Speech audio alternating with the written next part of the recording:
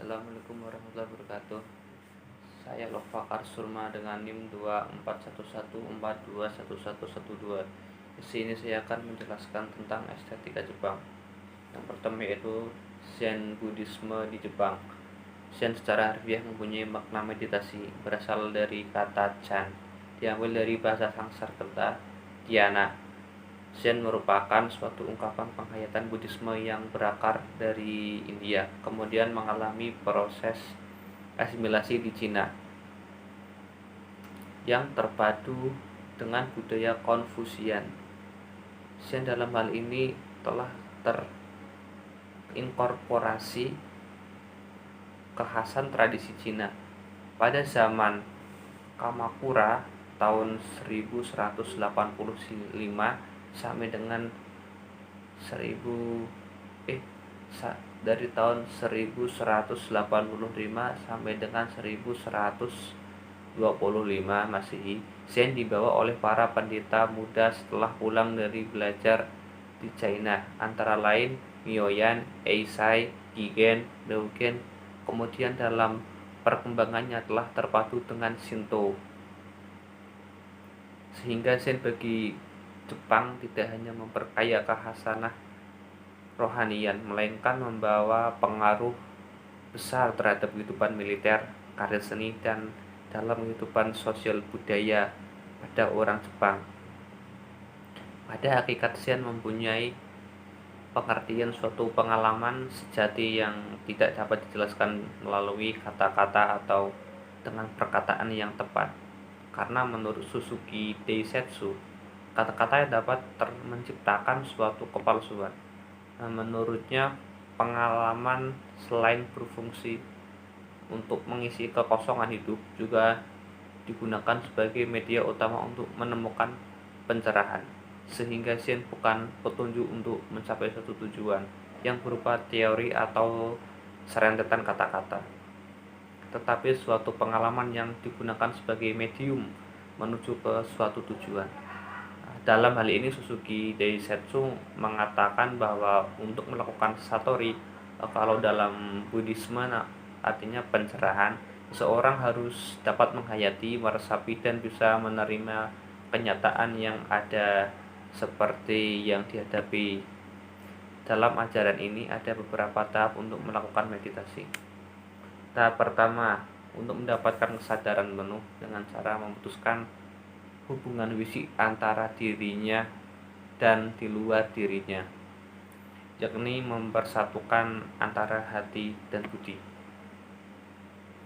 Tahap kedua, mengambil posisi kaki bersila, kaki kanan terletak di atas paha kiri dan sebaliknya. Meditasi ini dilakukan di dalam ruang yang hening dan tenang. Tahap ketiga yaitu melakukan meditasi dengan mata setengah terbuka. Secara harfiah, Za berarti untuk bersila dan Zen berarti meditasi. Maka Zazen merupakan suatu cara mencapai satori dengan melakukan penghayatan terhadap sesuatu yang telah terjadi secara mendalam. Bagi Suzuki Daisetsu, metode Zazen ini merupakan pendekatan terhadap realitas, berlawanan dengan pendekatan ilmiah, yakni menghindarkan penalaran logis, karena menurut Suzuki, penalaran logis mengakibatkan kerangka pemikiran hidup mendua, artinya suatu pemikiran yang selalu mempertentangkan antara subjek dan objek, atau berorientasi pada adanya dua prinsip kehidupan yang saling bertentangan. Misalnya, rohani dan jasmani, terang dan gelap, penderitaan dan kebahagiaan, subjek dan objek, serta pencipta dan yang diciptakan. Pertentangan tidak akan terjadi jika manusia paham tentang pertentangan itu. Selanjutnya, permasalahan kehidupan yang terdalam hanya dapat dipecahkan dengan membuka kemampuan intuisi manusia yang terdalam, yakni dengan cara menyelaraskan keseimbangan psikologis, membebaskan dari pemikiran-pemikiran, serta meningkatkan kesadaran, bukan dengan memikirkan yang rasional. Selanjutnya itu prinsip seni Jepang sebagai sistem estetik yang komprehensif. Menurut Hisamatsu, prinsip-prinsip ajaran Zen telah digunakan sebagai acuan dalam menentukan kaidah-kaidah estetis, termasuk unsur dan prinsip seni Jepang. Adapun karakteristik dan prinsip seni tersebut adalah sebagai berikut, yaitu yang pertama ada Fukinsei, mempunyai pengertian ketidakteraturan atau irregular, merupakan salah satu karakteristik dari ajaran Zen. Dalam hal ini, Hisamatsu telah menggunakan karakteristik tersebut sebagai latar belakang kebudayaan Zen.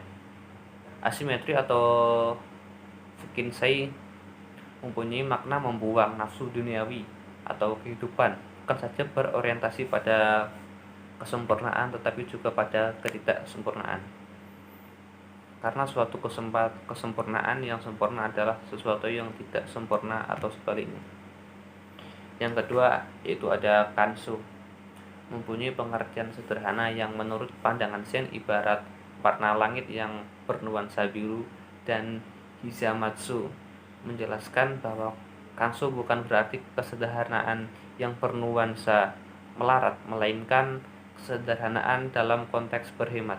Kanso mengandung unsur kesengajaan dan dilakukan dengan penuh kesadaran. Yang ketiga yaitu Kokou, mempunyai pengertian esensi atau hakikat dari suatu benda yang tercermin melalui karakteristiknya. Untuk memperoleh kehakikian itu perlu melakukan pemahaman atau penyerapan. Yang keempat ada Shizen.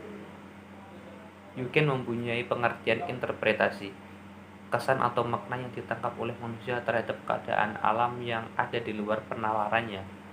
Tentunya interpretasi tersebut ditentukan oleh latar belakang masing-masing.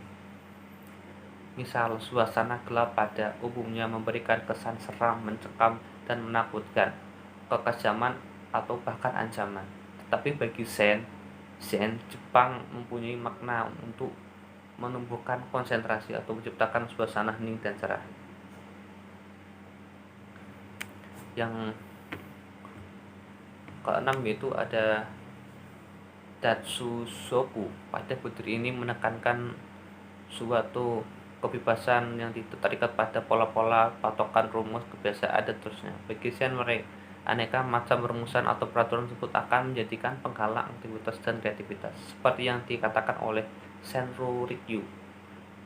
Sehingga kebebasan ini bukan berarti bebas secara rasio atau sesuai dengan kehendak, tetapi kebebasan dalam arti di bawah ini peraturan apapun atau peraturan di atas peraturan merupakan suatu kebebasan yang tak terbatas.